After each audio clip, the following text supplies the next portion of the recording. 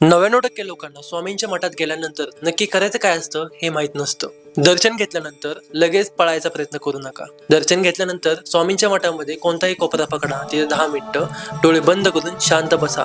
कारण की तिथली एनर्जी खूप जास्त पॉवरफुल आणि पॉझिटिव्ह असते. ती ॲटलिस्ट 10 मिनिटे तुम्ही तुमच्या बॉडीला शोषून घेऊ द्या. स्वामींच्या पादुकांकडे, स्वामींकडे या स्वामींच्या डोळ्यामध्ये तुम्ही एकटक लावून बघत बसा आणि तुमच्या मनामध्ये जी भावना आहे, जे तुम्हाला स्वामींना सांगायचे ते तुम्ही स्वामींना मनातल्या मनात सांगून टाका. मनातले विचार त्यांच्यापर्यंत पोहोचवण्याचा हा सर्वोत्तम मार्ग आहे. मठात गेल्यानंतर फक्त पाया पडून मागे येऊ नका.